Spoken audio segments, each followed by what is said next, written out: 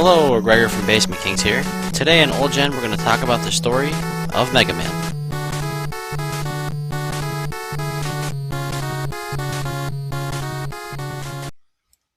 In 1986, the game company Capcom was interested in bringing a platform shooter to home consoles. After success from games like Mario and Metroid, Capcom thought this move was in the right direction. They then set out to find fresh talent in the gaming industry. Capcom found a leader in Keiji Inafune. Inafune, fresh out of college, joined Capcom as a team member of the Street Fighter team. With their new leader, the small team set out to invent a character that would become a gaming icon. The character was now done in production and the game had started. The name of the sprite was needed. Many different names were considered for the little blue robot. Knuckle Kid and Mighty Kid were thought to be good names for him.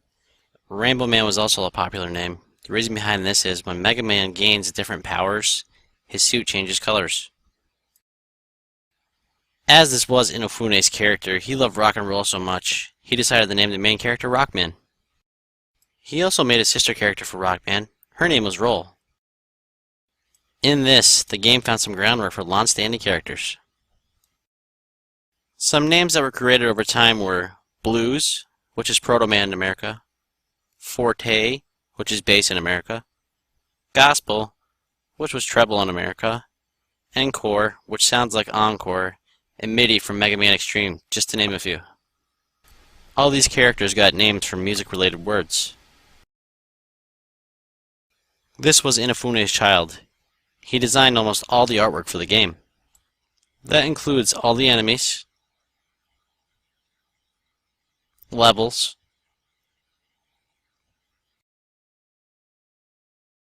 and the logo, plus the box art. He also rendered the characters in sprite form.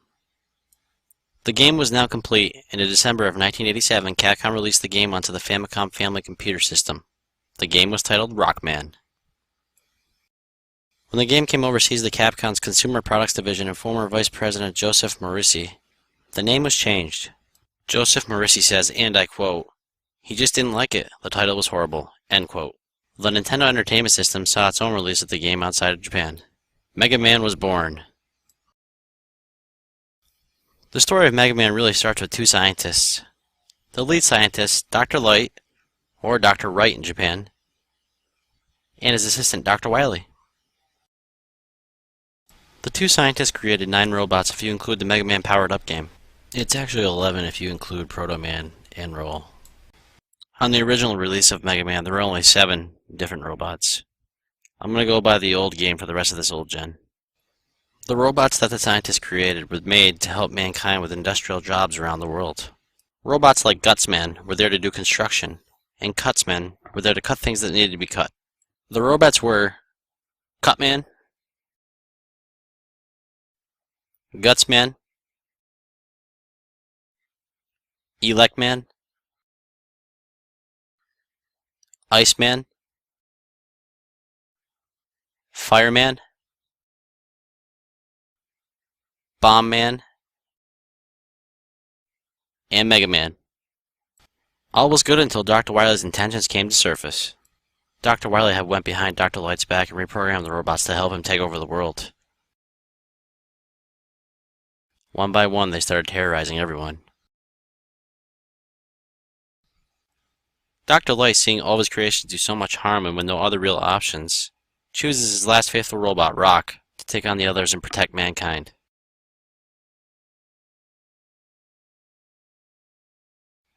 In this moment, the household robot, Rock, becomes Mega Man. With his new Mega Buster, Mega Man sets out to win back society and save everyone. He must fight his co-creations. Right off the bat, the game boots up. You notice this is going to be a different experience than a normal game on the Nintendo Entertainment System. There are 6 stages to choose from on the main menu, and this was one of the first games to actually let you have that option. This gave players the power to choose their own path through the game. A lot of players figured out the best way and the easiest way to make it through the game. It was a fun part of the game. The levels themselves consisted of many different robot enemies and obstacles.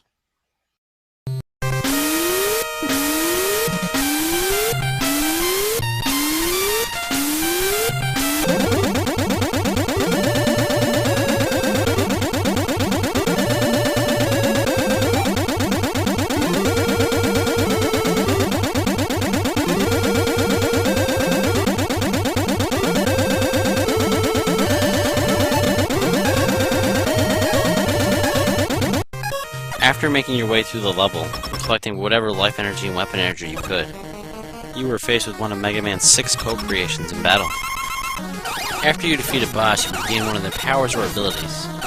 This is a game mechanic that the creators wanted because of the game Rock, Paper, Scissors. In regards to the powers, you gain a power that can be used to defeat another boss power. Although in Mega Man 1, the Mega Buster is pretty powerful too.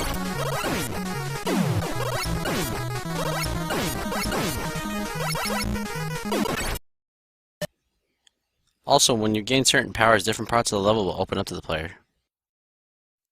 Mega Man 1 also had a scoring system. You could gain points by defeating enemies, getting power-ups, and a large sum at the end of every level. Now that Mega Man has defeated all the regular levels, he moves on to the now infamous Dr. Wily's Fortress. Always located at the center of the screen on the level select, these are the levels that lead to your final encounter with Dr. Wily.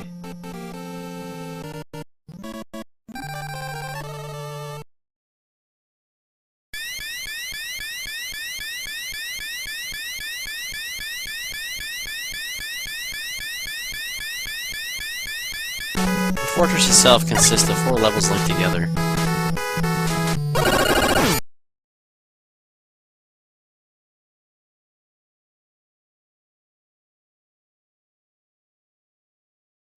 Each level has a new boss that Dr. Wily has created.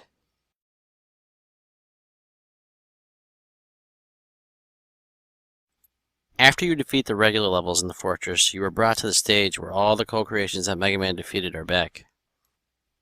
All the robots are in a predetermined order and must be defeated again before moving on to Dr. Wily.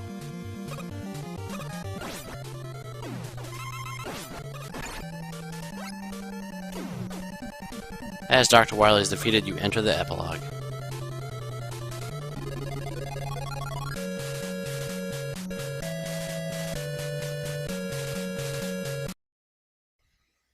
Mega Man 1 is now released and remade on several different platforms.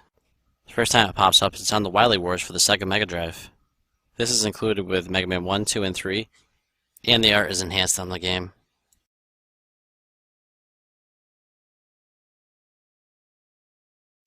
The game was also re-released on the Mega Man Anniversary Collection discs. This came out on the GameCube, original Xbox, and the PlayStation 2.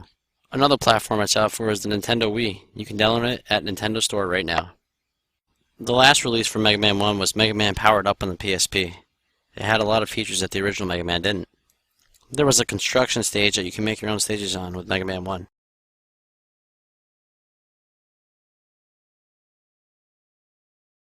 Also in this game, once you defeated an enemy, you could actually play as them. And don't forget, there were 2 extra characters in this game. There were 2 different kinds of modes for the game also. You could play the new Mega Man mode, which played different than the original Mega Man, or you could play with some of the new graphics in the original Mega Man mode. Thanks for watching!